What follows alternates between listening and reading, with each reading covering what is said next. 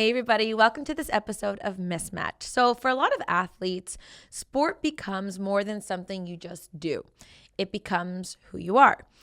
Now, your routines, your goals, friendships, even your sense of purpose can revolve around training, competition, and let's be honest, the pursuit of excellence in whatever sport that you're in. What happens though when that chapter ends? Today, we're talking about mental and physical journey of being an athlete and the identity shift that will inevitably happen when you step away from the sport that essentially shaped you.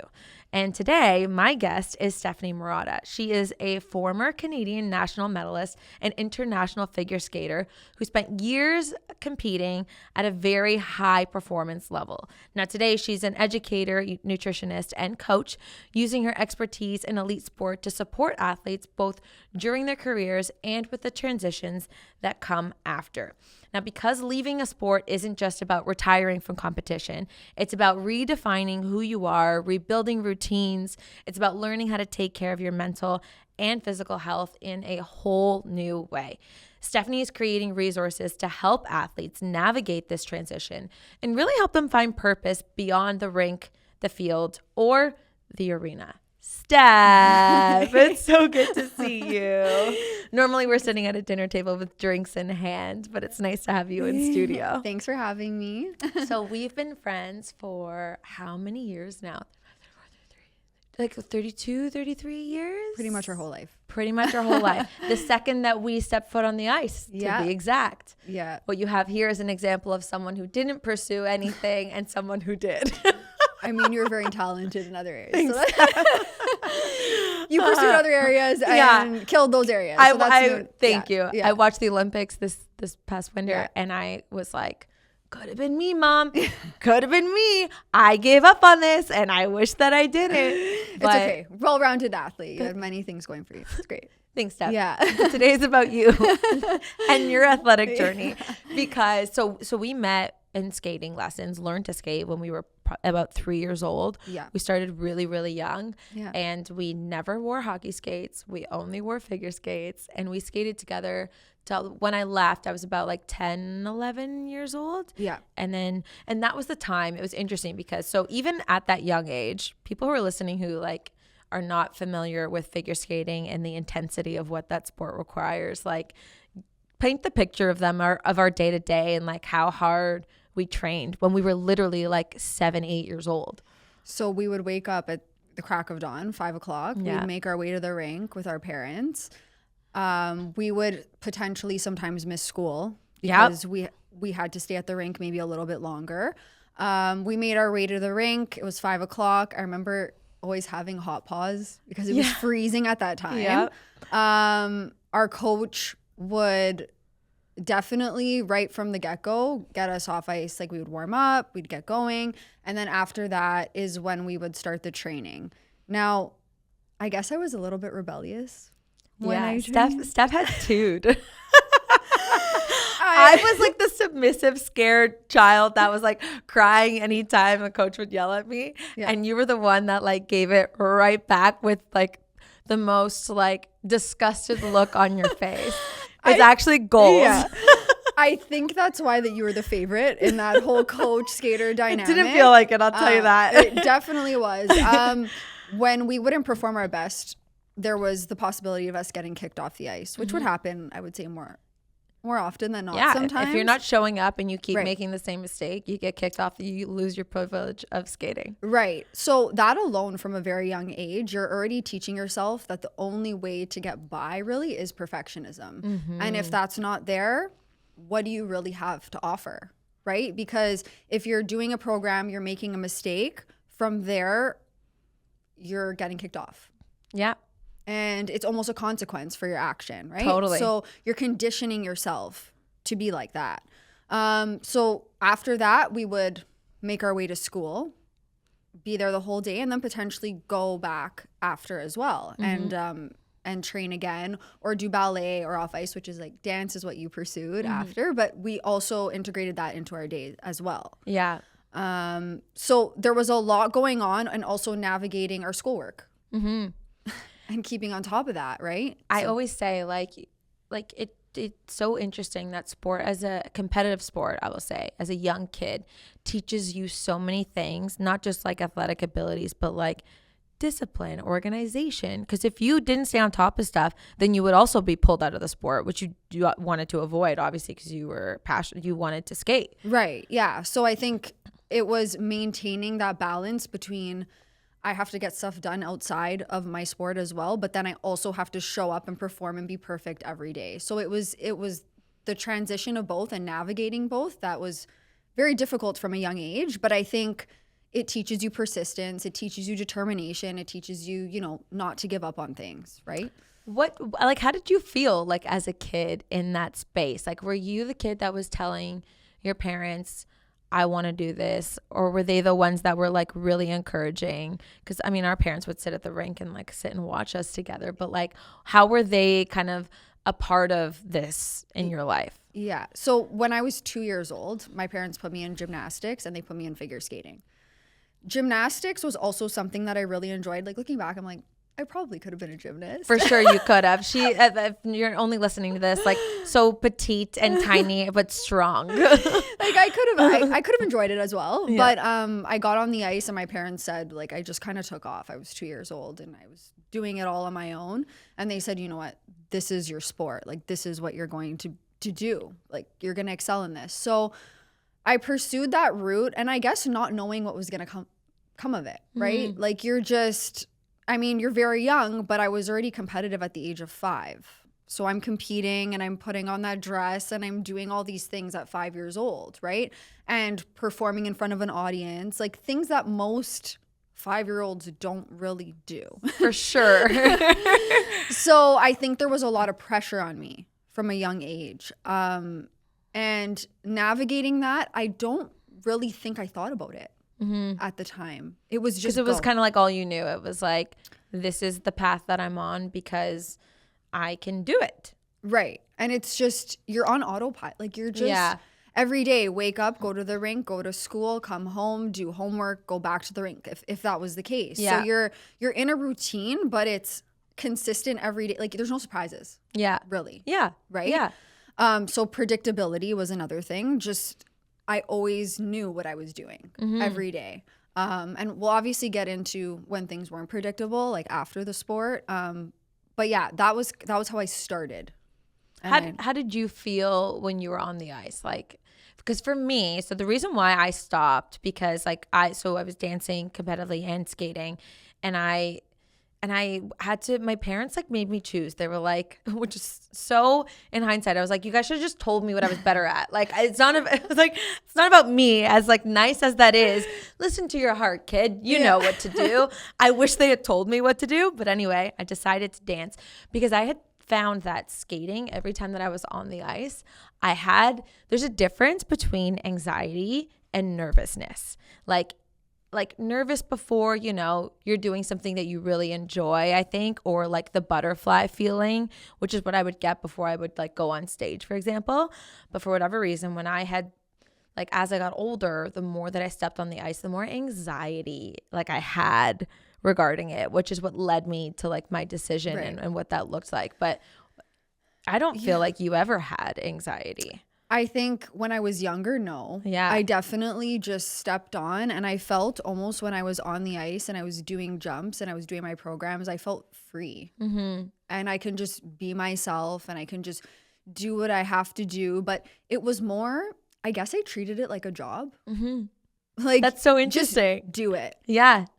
And that's it. Like, be quiet, do it, and do it to the best of your ability, right? Mm-hmm. So yeah, that's kind of how like I felt on the ice. I felt. So, I mean, you're asked the question, like, are you going to really do this? Are you going to pursue this? Like, do you want to be an Olympian or like a national champion? Or do you want to just like continue doing like rec kind of thing, and you would be at like a lower level? Because what they would say is like, if you wanted to move up a level, which is like where we were at, was you have to be homeschooled, or you're going to have to move to Barrie, which is when you have like your life then centers around skating. Like, you have nothing else. Some people are like housed there and you don't live with your family, you live with somebody else. And it's like, at that moment, which seems so young, it's wild, is when you are really dedicating your life to pursuing this as a competitive sport. Yes. So at that point, when we had kind of parted our ways, on the ice, but not in life. No. Always together in real life. No. So at 10 years old, I made my way to the cricket club, which was something I had gone there with my previous coach as well. My intention was to stay in that coach skater partnership. I was at the cricket club, something I'll never forget. And I was in the lounge area. I did skip a session that day, a skating session. What were you doing? Can I ask, what were you doing instead? Yes. So I chose to eat ice cream. Yeah. Yep. As a child would do. That is understandable. Loved the ice cream. So I had my ice cream. There was a table and I was in the lounge and I ducked my head under the table. I have no idea why I was hiding eating my ice cream, but I did it. Oh my God. And I kept bopping my head up and down to the point where I was like, what am I doing? But this is fun. Yeah. So I kept going. And on one of the times when I bopped my head up, the director of the skating school pointed at me. Oh no. With a very stern look on his face. Oh no. So I knew I was in trouble. Yeah. For sure. So he called me over. At that point, he had his skaters lined up around him. He had me, who wasn't his skater at the time. And he asked all the skaters what they had eaten for lunch. Oh no. And I obviously ate ice cream, so that wasn't going to go. They're probably being like chicken and broccoli and a lot of salad. carrots and celery. Yeah, a lot of that got to me, and it was ice cream. And I just remember getting yelled at. I don't remember what exactly was said to me at that moment in time. I knew at that moment that he wanted the best for me, and that's why he did it. So I went to my mom. I called her crying because he wasn't my coach. Oh, of course. I would be bawling my eyes out. He wasn't my coach. So I called her and I said, Mom, I don't know what I did here. Like, I don't know what I did wrong. And she's like, well, just like get back on the ice. It's fine. You ate ice cream. Like, it's done. Just move on. Move on. So at that point, maybe a week later, this coach became my coach. No way. Yes. I wasn't mad about it or anything. The thing is, I do have a thick skin that way. And I knew I kind of tried to look at the positive in the situation. Obviously, I was doing nothing wrong for my age. I was eating ice cream. Like, there's nothing wrong with that. And I was skipping a skating session. But that's still super mature of you to like realize that and understand that too. Well, yeah, I think it was important in that moment to be like, this is going to be at the end of the day, your coach is your person. Yeah. Right? You're with them 24/7. So they become your parent essentially. Exactly. So I knew at that moment in time in that situation, I was just going to move forward. Yeah. I had been in that skater coach partnership for the majority of my career. I would say I was with that coach for 10 years. There was a lot that happened in that time frame in terms of I really learned that perfectionism was the only way that I was going to succeed. There was nothing else that I could do to succeed but be perfect every single day. So, yes. No, go ahead. Yeah, so we had the short program and a long program.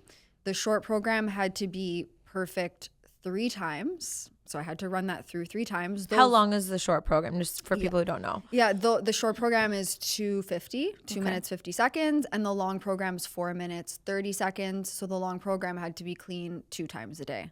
And just for, so also everybody knows, there are, in the longer program, there are more technical elements that, in terms of jumps and spins and footwork, and that is required. Yeah, so the short program only has 3 jumps. And the long program has almost double, right? And then same for spins. Which makes it harder to nail 2 times through in one day. Right, yeah. So I knew that I wasn't leaving that rink every single day until I did it perfect. So I was under that expectation. There was many times, I tried to think about it, was there times where I actually wanted to quit? I didn't. Like, I knew that I didn't want to quit. But I knew that it was really hard. Yeah.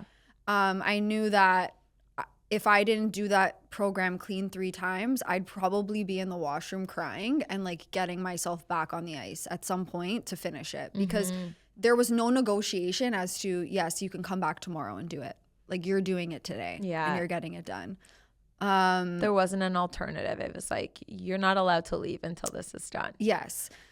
There was many situations where on a skating session, for example, which was an hour, we would all be pulled aside and we had to show a skill in front of everyone. And sometimes that could be brutal because for sure, because it's not a guarantee you're going to nail it if, like, you know. Yeah. And if you didn't nail it, you're probably going to have a consequence for that. Oh, and it's embarrassing more than anything. They purposefully make you feel embarrassed that you didn't do it. Right. And like, again, I'm not going to say anything negative about my coach, but I do remember one time we were all lined up on the boards and I had to do a double axel, which is a jump in figure skating. And he said, okay, Stephanie, you go do yours. And I went out and I did my double axel. Honestly, felt like I nailed it. I did it. Yeah. I skated back to him and he said, you think you're Elvis Stoico or something? And you know what? In that moment and thinking back, I laugh. Yeah. Because it's so funny. Yeah. Actually, like, it didn't even hurt me. It was just more funny as opposed to anything. So yeah, I think it was the perfectionism with that coach and just knowing that I couldn't leave that rink until I was perfect every single day. So, like, did you have any sort of breakdowns? Because carrying that, like, level of perfection as a standard is, like, hard to maintain day in and day out. Yeah, there was many situations where I went, like I said, like midday, I would go in the washroom crying, but I knew I always had to go back on the ice on time. Like, there was no, I'm going to cry and go on halfway through. No, you're going to cry and you're going to go back on and you're going to do what you have to do. Again, it's treating almost like it's a job. So yeah, in those, I remember once I was doing my long program, which is the longer one, about 4 minutes. And I got to my last jump in my program. So that would have been 4 minutes. I don't even know, 20 seconds. Oh, that's so tiring. I skated to Carmen. Oh, I love that song too. Love it. Spanish ballet music. Loved those arms. Oh yeah. The flip. Yeah. But I got to the end of the program and I had 2 double axles at the very end. Fell on that double axle. Looked at him and he said, start again. Oh my God. There's literally nothing worse than that. And also Carmen's dead. That was another side note. But yeah, so he said to start again. And again, all I had to start again. Yeah. There was nothing else I could do in that situation. So there was also a time I remember where I think it was my first jump in my program. I hit my head. Like, I remember hitting my head. And I went over to him and I just said, like, I hit my head. And he's like, okay, start again. You're fine. I said, okay, you might have a concussion, but you know what? Do what you got to do. Like, let's get moving. What people don't understand is, like, I feel like this Olympics, a lot of people talked about figure skating in, like, a really big way. Yes. And we're exposed to, like, a very different side of what it really looks like with the documentaries that came out and whatnot. And, but, like, people don't realize, like, you're not wearing padding. Like there are some coaches that will allow figure skaters to wear these tights that have, like, little, like, pads in them. But our coaches never let us wear that. No. It's like, you are falling on your hip, on your knee, on your head, on your elbow, not once, but probably 50 times a day. For sure. And if you break it, you break it. Yeah. Then you're out. So, like, you have to be smart about it too. Which I did appreciate that about, like, our coaches and because you can't rely on something to save you. No. And that's almost like a crutch. Like, I have this, so. Yeah. Right? That's the way that I look at it. And there was never that. Like, you never had anything to fall back on. You just had to fall. Yeah. You literally have yourself to fall. Right.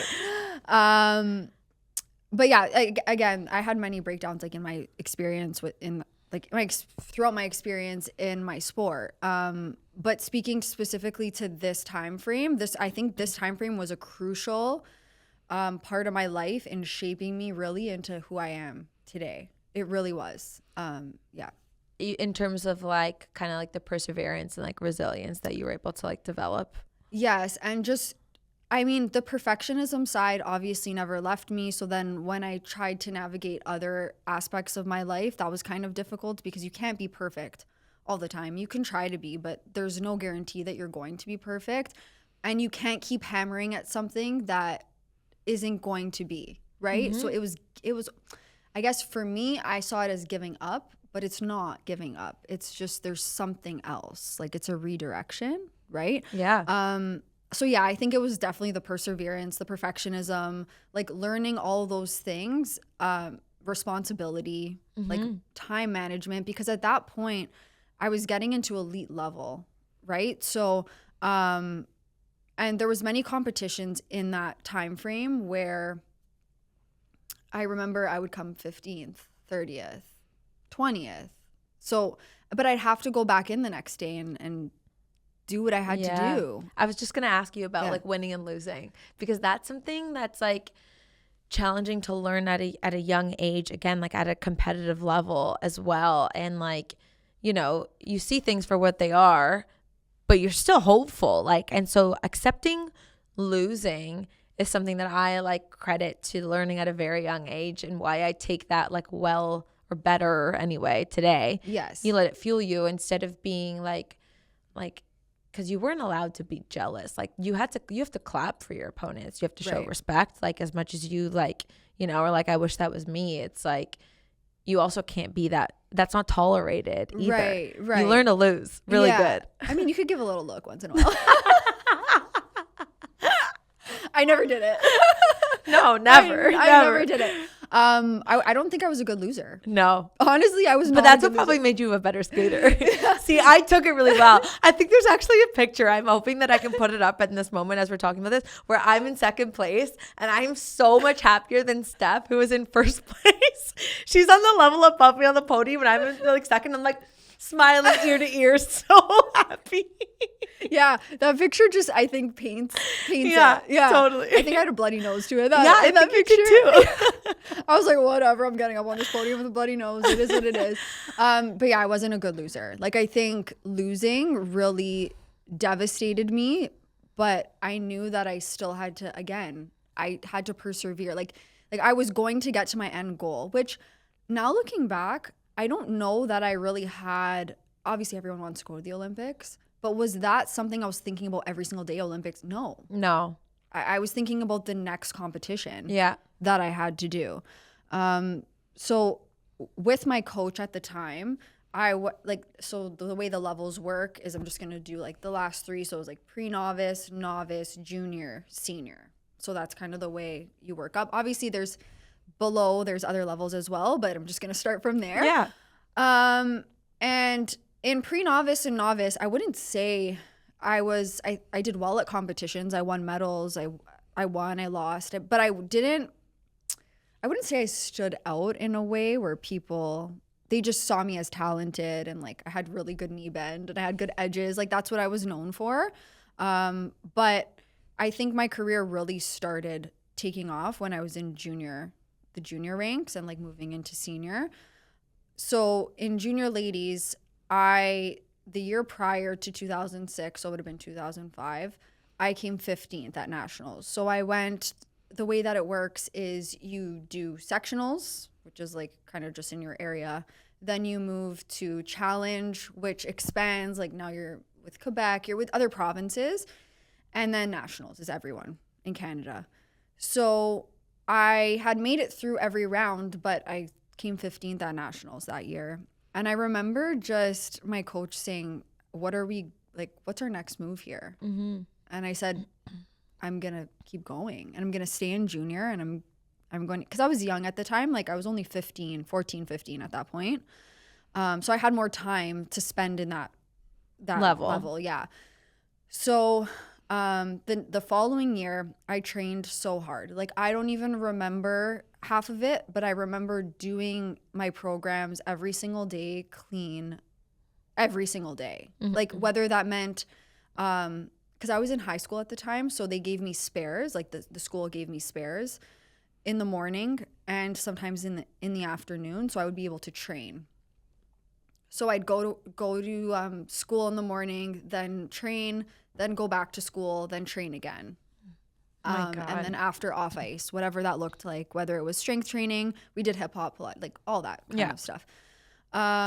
So from there, I knew that year was probably going to be something that I was going to be able to succeed that year. Like that's what I felt. So I made it all the way to nationals, and I remember I skated a perfectly clean, it was in Ottawa. It was at the Canadian Tire Center.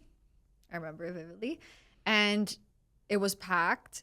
I remember I completed my first program. It was perfect. I didn't make a mistake, and I came 5th. So I guess for me at that time, that's frustrating. Yeah. Because you're like, I did this perfectly. Yeah. I trained so hard to get here. So that was difficult. But I said, the long's tomorrow. Who knows what can happen? Because I was 5th, that means that you're in the last group of skaters, which means it's televised. That was the first time I had been televised. So I knew that there was someone going to be on like kind of this machine that was going to go up and down and in your face like while you were skating. So I didn't really know what to expect out of that. I got on the warm up and I remember everything. So just competitions. I mean, I guess I could speak a little bit to that. Yeah, absolutely. So what competition day looks like is you wake up, you have a practice before competition. In the practice session, they play your music, you run your programs through, you go home, you make your way back to the rink, you warm up, and then you skate, like you perform. So that day, after my practice, went home, rested, went back to the rink, and I remember warming up and just feeling really anxious because not even like I was putting pressure on myself that I had to medal, but it just, I was like, I was so perfect yesterday. So what's perfect going to get me today? I think that was my struggle at that time. And I remember going on for warm up. I was so nervous, did the warm up, came off, and I turned to my coach and I said, I don't think I can do this. Really? Yeah. And he took me for a walk and he said, you're going to do this. Like you've trained so hard for this. You've done everything perfect every single day.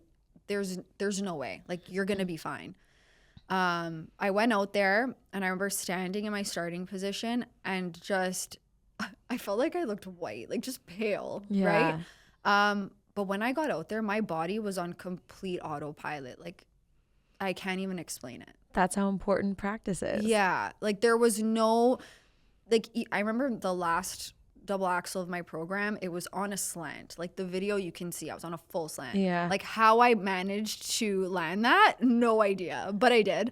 So after that, I got my marks and it said I was in 2nd place, but there was still skaters to come. So I said, what are the chances of me actually staying there? Final results came in. That's when I won my national medal. Wow. But I think what people don't talk about is like enough is when I was doing my final curtsy at the end, I felt nothing. Like I didn't feel happy. I didn't feel sad, just nothing. How come? I don't know. And I try to look back to that time. You can even see it on my face, right? Like I wasn't overly excited. You can tell, like it was just blank. Do you think you were like not in your body in that moment of like I don't even know if this happened because you've done it so many times? It could have been, or I've trained so hard and I've done this so much that it was almost just like another day. Yeah. Yeah. So maybe that was. Yeah. It's like, I did the best that I could and I don't need, like the validation doesn't confirm what I just did. Yes. Yeah. And again, lots of trauma in those years to get there. So I think there was a lot of hurt as well. Like I was hurt a lot because, just not feeling good enough. Yeah. Like if I made a mistake, I was not good enough. Yeah. And that was really difficult to navigate, I think. For sure. I mean, and when you're drilled that into your head like constantly, I mean, I struggled with the same thing, just not on the ice. More so it was off the ice that I had that in dance. But it was like that constant mental battle that you have with yourself of not feeling good enough. And it's wild how that translates into your adulthood. It does. It does. And you don't really understand it No. till situations come up and you have that feeling again that you felt then. And you're like, wow, Yeah. this is the same. Like I don't feel enough now in other aspects of my life. Right. So what happened after nationals? Yeah. So after nationals, I made the decision to switch coaches at that time. Why? I think there was a lot of, I know my coach was looking out for me and he wanted what was best for me, but I think the way that it was delivered took a mental toll on my anxiety, just the way I felt about myself and the perfectionism. Like I just felt like I couldn't keep up. And after that, after I won my national medal, I remember leaving and I remember it being devastating for me. And like we spoke about Barrie in the beginning, I made my way to Barrie. And I started with a new coach at that time. So when I had initially gone to Barrie, I didn't live there. But I would go up there every day. My friend and I would take my dad's car to go to Barrie. And just so for people who don't know where Barrie is, it's about like an hour and a half drive that you're doing every day. Every day. There and back. Yes. And I was still in high school at the time. My God. So I had to make sure that I was making it back in time. So whether that was like early morning practices or later, that's kind of the way we would navigate it. So my friend would drive my dad's car because it was the only car that was available. I didn't have my license. And one day we went into the rink and my coach pulls me aside. So my new coach pulls me aside and he says, "Can I talk to you?" And I said, "Yeah, sure." Like, about what? And I remember being by the boards and he told me my coach had passed away. Oh. And I remember just truly at that moment just dropping to the ground. Because I think there was also part of me that felt like I didn't say goodbye. Like the way he was like my parent, like we spoke about in the beginning, and it was like losing a parent. So I remember just dropping to the ground and just not really knowing what to do. Yeah, how to process that. It was someone that I relied on and someone that I felt was the only person that was going to get me to the level that was another aspect of it, right? It was like that was the only person that could do it for me. Yeah. And now they're gone. Yeah. And I left them. So that wasn't a good feeling after that. But I did still push through and I showed up at the rink every day after that. Funeral was very much a blur. Don't really remember much of it, but I remember not feeling like it was real because I hadn't. So my coach had passed away from non-Hodgkin's lymphoma. It was very quick. I'm sure he had it before, but didn't tell anyone. Yeah. And then once nationals came, it was maybe 2 months later that he had passed away. Yeah. So it was also now because I medaled nationally, now they're going to start looking at me for international assignments and all that stuff. And I was like, all these good things are happening, but then it's like, am I going to be able to perform the way I wanted or I could? Now he's not here. Yeah. So I would say with the next coach, I was a little bit rebellious because not that he wasn't. Well, you're comparing. Like, Right. That's so natural. That's like what you do, right? Right. And also you're dealing with hurt. And sometimes that's how you like lash out, is when you can't process your emotions. That's how it happens typically. Yes. So, and you're how old? What, 16, 17? I was like 15 at that time. So even younger. There you go. Yeah. So at that moment, I would maybe do my program and then he would ask me how it went. And I'd be like, yeah, great. But really, I popped every jump, which popped means I just didn't go through with the jumps.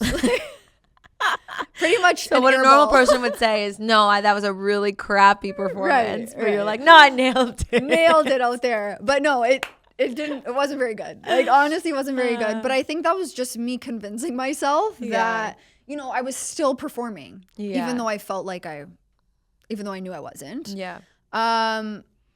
So a couple of months later, after my coach had passed away, my friend and I were driving home from Barrie, which an hour and a half away. And it's very snowy as you go towards Barrie because it's north. Right. That day it was just rain. So I remember being in the car. I was making my way back to school. It was raining. There was an accident. So we were at a full stop. I called my mom. I said, I'm going to be late to school. Like, do you mind telling the secretary? She said, no problem. And got back in the car. We were in like Aurora, which I would say is the halfway point, almost home. And my friend was trying to get into, we were in the middle lane, and she was trying to get into the far left lane, but there was a car there. She didn't see it. And we bounced off the guardrail and flew across all the lanes Oh my God. on its side and flipped into a ditch 3 times. I have goosebumps because I remember you telling me the story, and it's like, Yeah. there's no trauma like that. No. And I remember after. Were you just like screaming in the car? Like, what happened? No, I remember when the car was flipping, it was so weird. I remember thinking about Michael because it had just happened. Yeah. So I remember thinking about him like while it was happening, but there was no noise. Not like it was silent. It was silent, and that car was flipping. You felt like you were on a roller coaster. Oh truly. my God. We had ended up on the hood initially, and then all of a sudden, I heard a creak, and the car flipped to the wheels. Wow. Which was so strange. And I still think about it to It this was day. like you had an angel protecting you in that moment. And it just wasn't my time. And I remember turning to my friend and saying, are you okay? She's like, are you? I'm like, I don't know. Yeah. You're in shock at that point. I remember crawling out of the car, pushing myself out, and there was a fence where we had flipped. We flipped over a fence.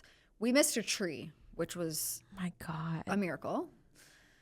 And the people that saw the accident happen, they said, we thought you were dead. So at that point, I was like, this is really bad. No kidding. I think I didn't understand the severity How of did it. you get, like, tell me about injuries? Like, that's Nothing. nothing. Both of you. Both of us. Yeah. Just a little minor cut on our hands, but other than that, from climbing out of the window, but other than that, no, there was nothing at all. That's wild. Yeah. So I remember after that accident happening, we both actually went into the rink the next day, and my coach said, why are you here? Yeah. I said, I don't even know how you got back in the car to drive there. Never mind. Right. And I think I went through my own like bout of anxiety with the car and stuff like that when I got older and I started driving. But at that point, I'm pretty sure at one point I was taking the go bus all the way to Barrie. Oh my God. So I was driving to Richmond Hill, which was like I would say like almost a halfway point. Yeah. And then from there taking the go bus on my own. So that was definitely challenging at that point, but yeah. So after the accident, you show back up at the rink. You're still a junior or are you a senior? I'm still in junior ladies at that point. Okay. So what are the next steps and like how are you moving forward in this rebellious state? And I'm sure like after the accident, you're feeling like you're questioning things of like, am I supposed to be here? Should I be doing this? Like, where do I go from here? Right. And it was also at that point I was getting older and I was behind on credits, right? Because I had taken so many spares. Of course, yeah. So it didn't really mean that much at the time that I was missing these credits. But then later on, I was like, you know what? Like this actually does really matter to me. So after the accident, I actually moved to Barrie. So now I'm in grade 10. I moved to Barrie. I had a billet family, which was a family that I lived with there. Mm-hmm. I also lived with my other friend that figure skated as well. Our life like just revolved around skating. Yeah. It was go to school, go to the rink, go home, and like do it all again the next day. And your skating community is who became your family. Those are your family and your friends. Yes, like always. I mean, I think back to when I was younger, we would try to make our training days fun. So I remember one time I don't know. I always think about this. I remember one time we did Survivor in the change room. So it was, if you were smelly, you're out. Like, you're getting voted out. So you're voted out of the, you're change voted, room. and then you had to put your skates on outside of the change room. Oh my God, that's pretty brutal. so funny. But funny. Athletes are brutal. Hey? Yeah. There's a different like mental fortitude that athletes have. Yes. And we were so young I was so young at the time. So a lot of the skaters I skated with, they were a little bit older. And I remember them reading out the votes, like the ballot votes. And it was like other skaters, obviously. And then I was gonna say, did you ever get voted out? Well, one person, and I know who you are. And he still, to this day, he said, remember when I voted you out of the change room? It said Stefani on that ballot. And everyone looked at each other. We're like, who voted Steph? Like, that's so funny. She doesn't even speak. Like, why are we voting Steph? But that's yeah, hilarious. so we would try to make our day-to-day fun, right? But also navigating leaving my school and my friends. Now I'm at a whole different school. Yeah. And I remember that school being very different. First day I sat in math class, a disc was like thrown across the room and I was sitting at the front. I'm like, whoa, like this is different. Yeah. I didn't really have any friends there, and I didn't make any friends because I didn't have time. Yeah. So whoever I was friends with was my skating friends at that moment. So I lived in Barrie. In that time frame, I competed internationally. I went to Taiwan. They sent me to Taiwan, which was like a great experience, and I'm so thankful for it. And I competed in some other international competitions, which was great. And after that, like when I was moving into, I'm going to be graduating high school soon. Like, what are we doing? Yeah. I got to a point where I said, I think it matters more that I graduate with my friends at this point. Really? So I still continued to skate in Barrie, but I didn't live there anymore. So I left that school. I went back to my school in Thornhill. The school helped me with adjusting my schedule to make sure that it was accommodating. So I was behind credits, and I remember sitting down with my principal, and my principal said, "You're not going to graduate with your friends." I said, "I am." And she said, "You're not." And I said, "How can I get this done?" Mm-hmm. Because I need to graduate with my friends. And I basically remember just doing a bunch of courses in a very short period of time. It was like 2 weeks on my own, independent. Wow. 2 weeks, but then like the courses ran every 2 weeks, but like for 3 months, I think. Okay. So I completed those, like a bunch of them, because they were only 2 weeks at a time. And from there, like graduation came. I was in grade 12, and my principal was like, "I don't know how you did it." Wow. I love that. I said, "I don't know either, but I did it." Yeah. And I've graduated, and that's it. So, beautiful. Yeah, I graduated with my friends, and that was something that was really important to me. And I'm so glad, looking back, Yeah. that I did that. Yeah. So you could hold on to those memories and not so you were diligent about creating that for yourself. Do you know what I mean? Because a lot of people probably wouldn't have in that moment, because it's harder. You have to work harder to get that done. Right. Or you could have just like stayed in Barrie, kept doing that, and then it would have been like a future Stephanie problem. But Right. Yeah. But I think at that point, I knew I was getting older, and like I wanted to be with my friends. Mhm. I was at that point, and I knew I would have regretted being in Barrie with people I don't know. For sure. Yeah. Graduation was a really big deal. And I remember all of those things were things that I thought of too. Like down the road, I was like, I want to graduate with my friends. I want to go to high school parties. I want to be like, I didn't want it badly enough, because you have to really want it and be willing to like sacrifice all those things to be a champion. Right.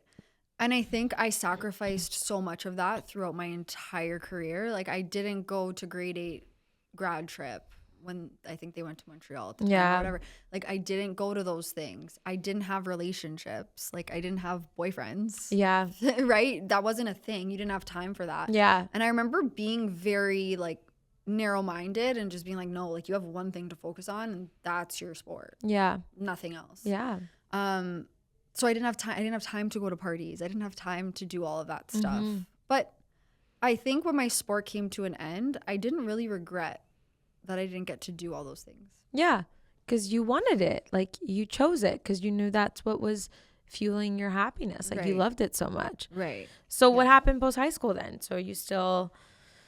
So post high school, I moved around a lot. So my coach that passed away, I had gone to train with his brother in Kitchener, and then Kitchener was kind of really difficult to navigate with school. So then moved away from there, found another coach in Barrie at the time, and I remember I suffered from severe panic attacks and anxiety, specifically after the accident and my coach passing away. I remember just feeling like I couldn't breathe a lot of the time, and it really took over me to the point where it would always happen when I was at the wheel of Really? the car. And I was trying to understand why. I mean, we can put the two and two together as to why that probably was a thing. But I think it started kind of bleeding into other aspects. And I started feeling that anxious feeling just randomly. But I was very strong-minded in the sense that, like, I'm going to push through this feeling. Yeah. At no point were you like, I need to talk to someone about this, or... No, I did have a sports psychologist after my coach passed away, just to discuss losing someone that abruptly. I think that really does affect you. But over time, no, I don't think I was very consistent with it. I did get diagnosed with PTSD after the accident, which is a given after, Of course. everything that happened. But I wasn't consistent. And I remember showing up to the rink with now my new coach. So I'm back in Barrie with another coach at this point, like post high school. And I remember skating around the rink, and my coach called me maybe 7 times. I could not hear him. Really? Like, not even faint, nothing, to the point where he came up to me and he tapped me on the shoulder and he said, Stephanie. And at that point, that moment, I was like, he's been calling me. And I'm so, like, my mind. Yeah, you weren't present. You're just not there. No, not at all. And then I remember just leaving that feeling kind of alone and just being like, oh, it was just a one-off moment. And then my mom picked me up because she was picking me up that day. And I remember getting in the car and we stopped and we were in the Vaughan Mills parking lot. And I looked at her and I said, something's wrong. No. Like, I just remember feeling very, like, disassociated. Yeah. Not in my body. And I told myself, again, like, I need to push through this feeling. I don't know what I'm going to do to push through that feeling. For me, medication wasn't an option for me. I didn't want to do that. I think that it does help people. Yeah. And I think that if you need it, that's something that you should definitely consider. But I didn't want to pursue that. So I tried to navigate that feeling on my own and almost hoping that it subsided. But I remember there was many instances where I thought to myself, is this feeling ever going to go away? Yeah. Am I going to feel like this forever? And that was a very difficult feeling to push through every day. For sure. Because you're not in your body. Yeah. And not for anything, but, like, as a figure skater, you kind of need to be in your body. Right. Right. And I just thought if I continued with my same routine and I kept, like, my coach would always be like, Stephanie, there's, like, my triple lutz. It was always on my right foot, hammering it. And to the point where I kept spraining that ankle, but kept skating, of course. But I kept spraining that ankle. And he told me, why don't you do a different jump? I said, no, I need to do this one perfect. Yeah. So because I was training my brain in that way, I think I wasn't even thinking about the fact that I could not even be present in my own body. Yeah. Which was not a good feeling. Not a good feeling to navigate, for sure. So what was the aha moment then when you're like, I can't go on doing like this? Because I imagine that's what came next. I think I pushed through that feeling. Really, I almost got to a point where other aspects of my life started feeling good, that I got myself out of that state. And my last competition, I was 22 or 23. And I remember that competition, I actually did really well. I was really proud of myself, but they sent 17 to nationals and I was 18th. So at that moment in time, I think I said to myself, am I going to continue pursuing this, or am I going to look into maybe going to school? At that moment, I looked into going to school and like pursuing kinesiology. So I was doing that part-time. And then I made my way and I found another coach. So this was in my 20s at this point. Okay. Yeah, this was in my 20s. I found another coach in Richmond Hill. And I felt like he was very much like my first coach that I had. So I think there was many times where he said, you know, like, if you're not going to do this, he's like, just leave or get off the ice. Like, it was very much that kind of relationship. So at that point, I remember I did that for a while and I kept training. And there was one day where my grandmother got really sick and she was my number one support with skating. She loved it. Honestly, probably more than I do. Like she'd be at every competition. And I remember her getting sick and then I was still going to the rink and then going to visit her. And then there was one day that she wasn't doing very well. And I remember going into the rink that day and I told my coach, like, I think this is it for me. Really? Yeah. So at that point I was like mid-20s. I said, I think that's it. And he said, what? Where did this come from? He's like, because you still have a chance. Like, you have all the skills and you have everything. And I said, I understand, but I'm doing these jumps and I don't feel it, like, in my heart anymore. I didn't feel it. And that's when I knew it was over.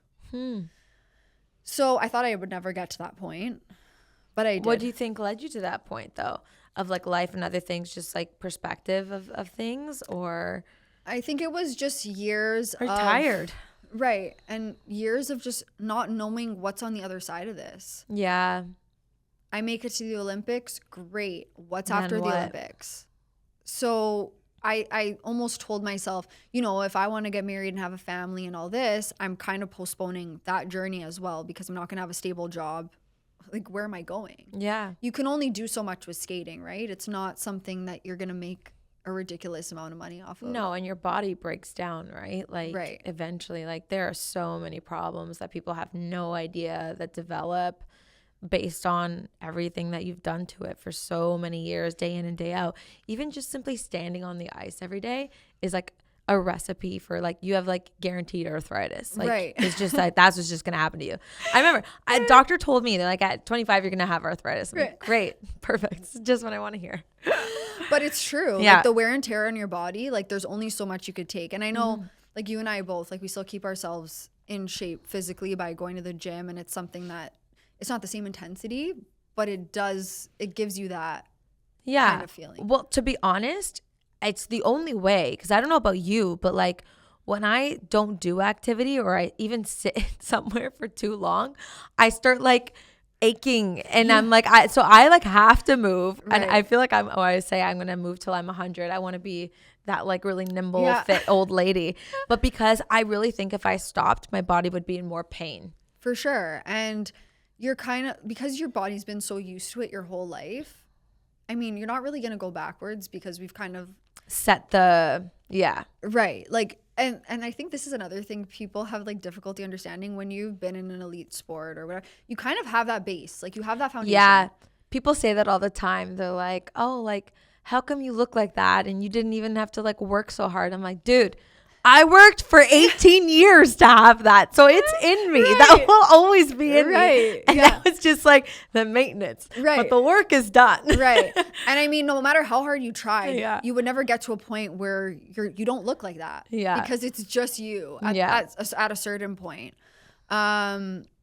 So yeah, after I stopped competitive figure skating, my journey was pursuing my education. I didn't know. So I think navigating what I wanted to do. Let's talk about that because that is so hard to identify. And like, I think so many athletes, like, I don't know that they necessarily question. And I encourage athletes. I say this to like people that I meet or young kids, like even the ones that like we used to coach, like, you know, think of your plan B and C and D during your competitive sport of like what life looks like afterwards, because I don't think like when we were in that state that was ever talked about. It was just like, this is the way, only focus your mind on this, not what it necessarily looks like afterwards. Right. And I think there's no resources while you're in sport Yeah. or time. That's another thing. There's no time set aside for you to actually do that. And you need time to like sit and think and like ask yourself the question of like, what can I see myself doing? Right. What are my passions? Like, Right. And I know that sounds ridiculous because you're like, what do you mean? You're skating is your passion, but it's like, no, there are other things that make you happy, Right. but you never had a chance to explore that. No, and you're just known as, I mean, I remember in high school, whenever I would go to school, they're like, Stephanie the figure skater. Mm-hmm. She's going to skate through the hallways. Like just silly jokes all the time. And It's I'm your just identity. like, right. And I didn't know if people would accept me not being that. Like, Really? Is what that did something that you thought about? Right. Yeah, I did. It's like, what does that look like? Yeah. How are they going to view me in what other way? And I know obviously you shouldn't care what people think like about you. Yeah, but it's at the time, that's something that matters. And, Right. and I think a lot of people can relate to that. For you, even, so I want to hit pause on this for a second and go back. Like, did you feel emotional kind of hanging up your skates? Like, do you remember the day that you had said that to your coach and you got home and you kind of sat on your couch? Like, what was going through your head of that realization of like wrapping your head around the fact that like, okay, now I have to discover something else? Well, at that point, I mean, figure skating, in case people don't know, it's about $50,000 a year. Yeah. So my parents I was fortunate enough, my parents did that for me my entire career. But there was a point where when I chose to pursue it in my 20s, I was going to have to try to come up with the funds myself. Yeah. Because so what I was doing was I was working till sometimes 2 a.m. I would get up, I would drive to Barrie, go train, and then do it again. So I would make income to basically, I mean, the income was going nowhere besides paying for my skating. Yeah. So I think I just got to a point where I was tired and I was supporting myself with it. And I also wanted to know what was next. So at that point, I felt like I pushed myself to a point where I was just done. Yeah. Yeah. And I didn't really want to see the ice for a while. Yeah, that's understandable. You're like, I just want to like relax. Right. And sit in this moment of like what the next chapter is going to actually look like. Right. And again, your nervous system, it's Yeah. constantly going. Like you go into the rink, you're nervous what's going to happen at the rink. You're nervous you're not going to do the right thing. You're nervous what someone's going to, like, it's constant. Yeah. Right? You never have that chance to like Breathe. really breathe. So that's a weird feeling. Right. So I think building that identity outside of your sport while you're in sport is something that is not talked about enough, and there's not enough resources to help navigate that. My students, because I'm a teacher, they tell me, Miss, why didn't you just stay in for the Olympics? Like, you could have Yeah. made all this money. I'm like, no, like, it's not what you think. Yeah. Right. And it's like, there's something You make money after. from endorsements. Right. But that also doesn't last forever. Right. Unless you're competing Right. forever. Right. You know? Yeah. And you can't. Right. You can't. So I think Alyssa, one of the figure skaters from the Olympics, I loved the way that she presented herself, and she, like mental health and just advocating for that and really taking time to express herself and who she was while she was skating. And I think for a long time, a lot of us just get trapped in this identity of being this figure skater and what our coach wants and what everyone else wants, that we don't even know how to express ourselves. Mm-hmm. It's true. You get lost in it almost. You like lose yourself Right. of like who you actually are, Right. beyond just the association with the sport. Right.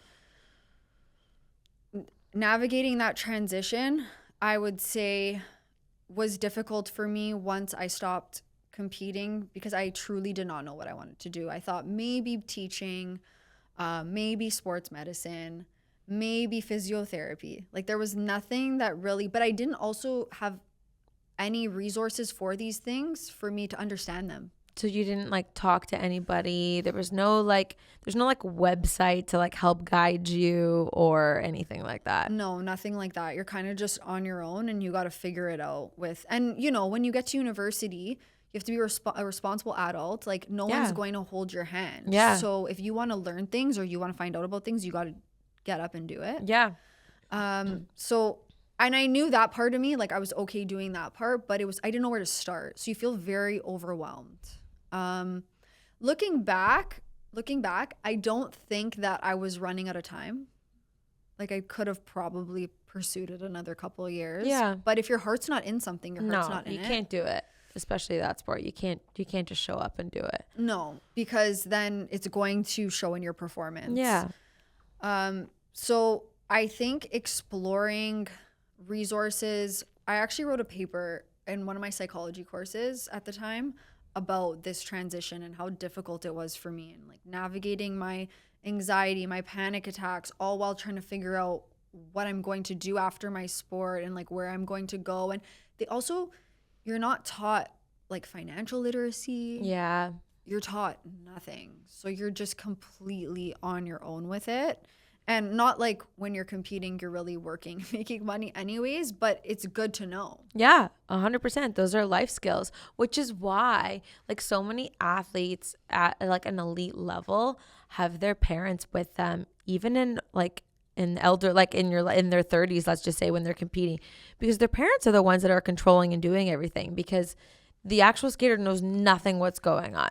No. Like nothing. No. And like that's the thing, right? Like you're not managing yourself. No. Really. At all with anything. Which is a scary thought.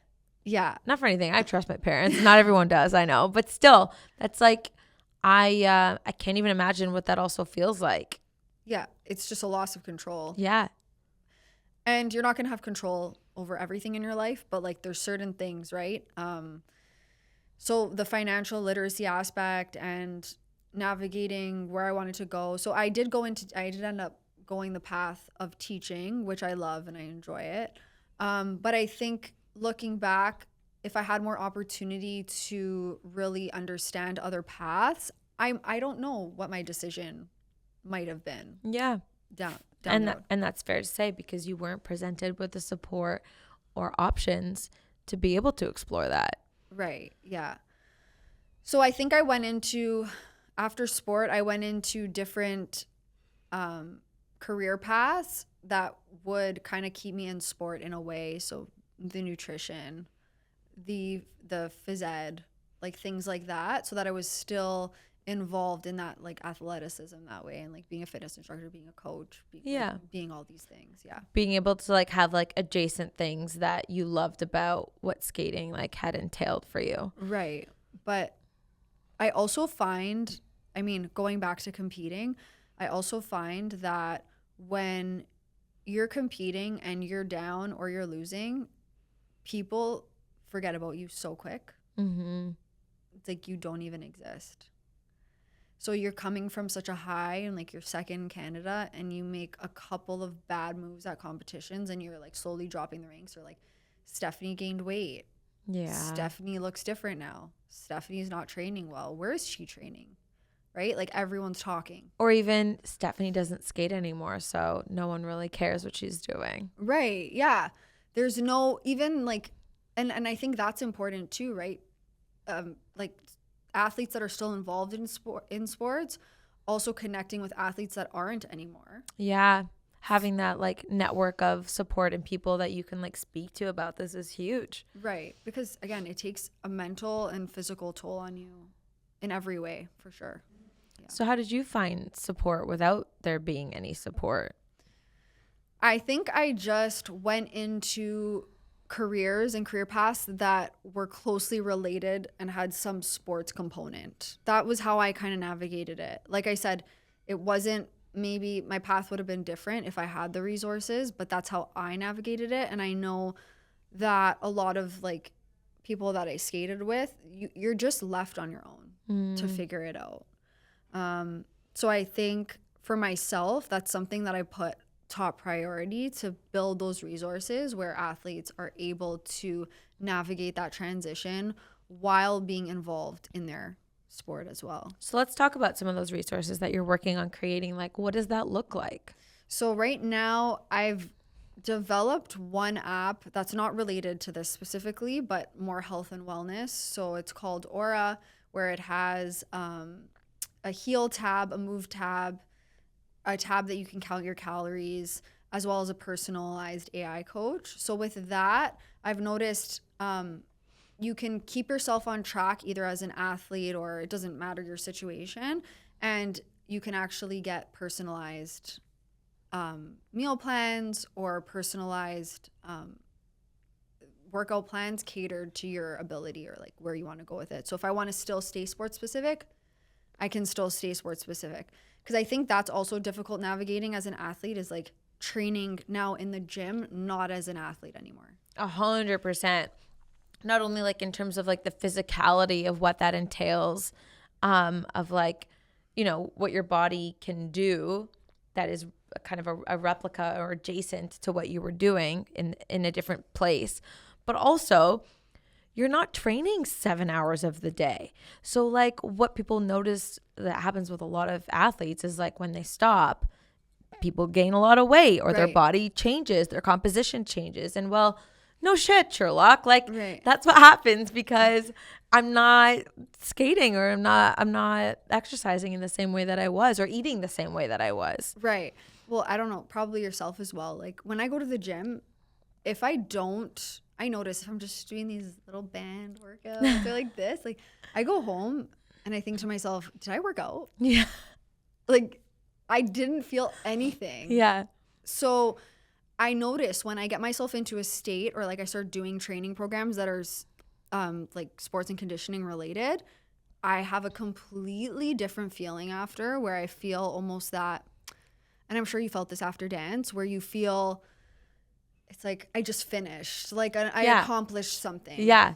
I used to say that all the time. I'm like, unless I'm like dripping sweat where it's burning my eyes because of the salty sweat, then I don't count it as a workout. And meanwhile, other people are like, I did yoga and I feel so good today. And then I was like, that's not a workout. I'm like, that doesn't even count. You didn't drop a sweat, because that's what I was raised to think. It's like, you keep going. We're doing this routine a million times until you throw up. Like that's just like how it was. Yeah. So yeah, it was like finding the equivalent of knowing like I did enough also, not only physically, but like mentally, that I feel like, you know, I did enough for what I'm doing right now. And sometimes it never feels like enough. Yeah, it's true. Like sometimes you're just like, I could have done more today, or like I could have got a better workout in, or I could have got more work done. Like, and I think that's why we speak about also how like that feeling of not feeling enough, it translates to other aspects of your life.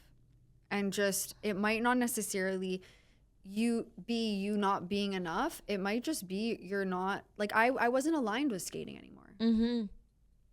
It just didn't align, like competitively. Yeah. It didn't align with me. Yeah.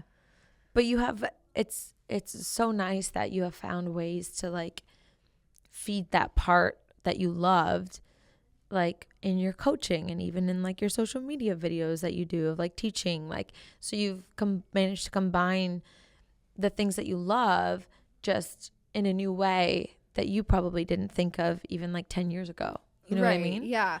And I think being involved in competitive sports, like, it gives you have, I don't know, I have like a lot of creativity with the way that I want to do things, or I want to also incorporate my sports related things maybe into a Pilates. Mm-hmm. Like I want to make sure that I'm still kind of incorporating that, which is good because it's something that like it's your thing. So use it. It's interesting. It's like it is your identity, and even though it's not what you necessarily do at a competitive level anymore, it's still very much a part of like who you are. Right. Yeah. And it's always going to be. And like, I think back on all the experiences as well. Like those are always I'll always remember them. Yeah. I'll always remember the time, honestly, like the good and the bad.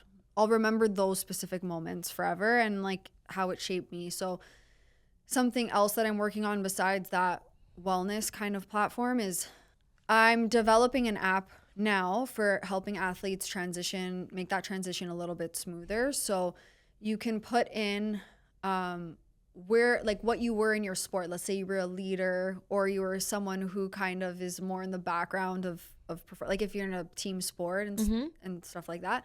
So you can kind of put in what position you play and that kind of thing, or like for figure skating, for example, like how did I kind of present myself in that way? And then from there, the app populates what jobs might be suited for you. Cool. Yeah. And then from AI for good. and then from the job component of it, you can also explore how to get there. So what schooling do I need to take? What schools offer this?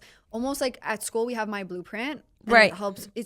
I've actually tried to integrate My Blueprint into it. So you can be doing this while you're in high school, and it will show you a kind of a map how to get there.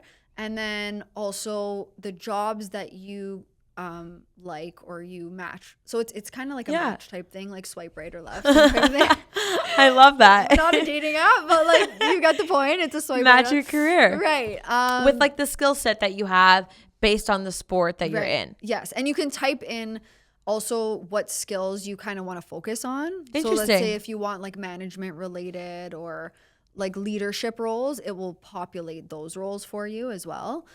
And then from there, whatever jobs you matched with, there's actually contacts for those specific jobs or that specific school that you have to be able to connect to. That's great. Yeah. And I'm working on also integrating into that platform where you can connect with other athletes as well as like business professionals as well, not just athletes. Yeah, 100%. Well, like not for anything, but like it's funny in certain professions, there are like certain kinds of athletes that like gear towards whatever profession. Like I know a lot of hockey players are like firemen or police officers. Like they like gear towards that because of a lot of the qualities that they possess can translate into positions like that. Right. And so, yeah, it's that's a great tool to be able to like help kids navigate that.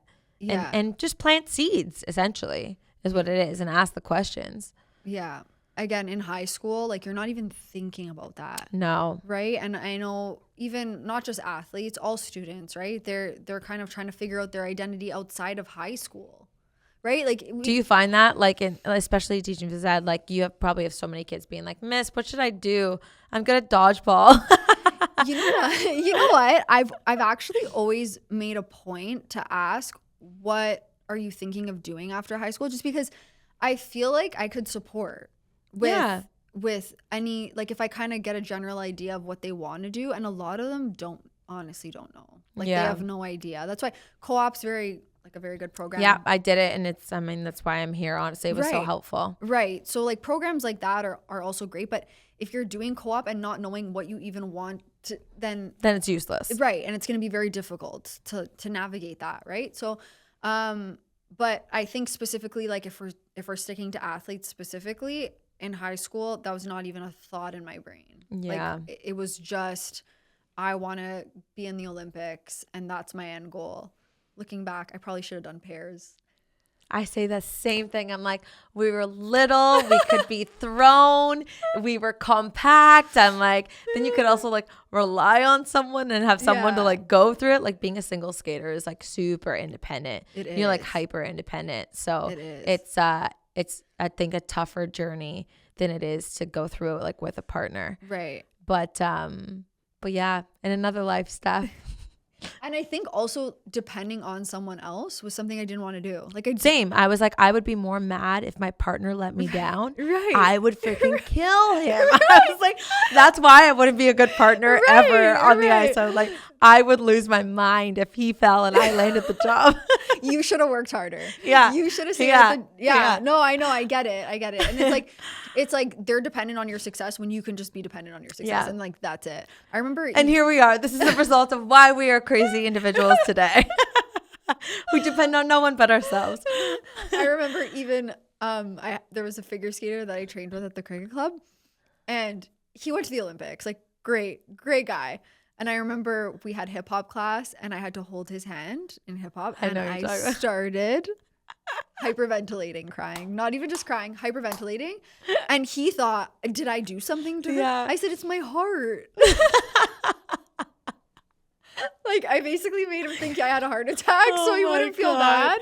And like years later when I would see him, he'd say, Steph, I'm sorry I made you cry that time. Like, wasn't you. That time that I held your hand. It wasn't you. I just wanted to do the dance on my own. So I think that's why we didn't go into pairs. It makes a lot of sense. I get that. It makes a lot of sense today, for sure.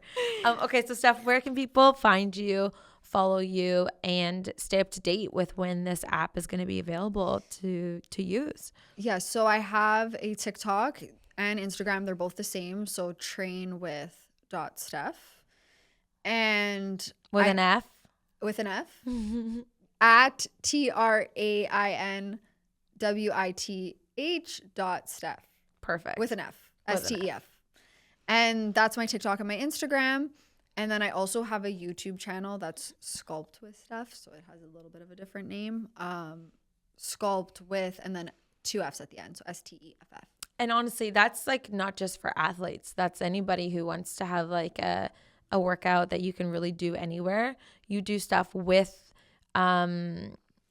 like equipment and without equipment that you could literally do in the comfort of your home, and it like whoops your ass. It's very hard. I'm like shaking by the end of it. So definitely check that out for workouts with Steph. Yeah. Thanks so much for being here. This was so much fun. Thanks for having me. Next time we'll do it on the ice. Yeah. Or not. Love it.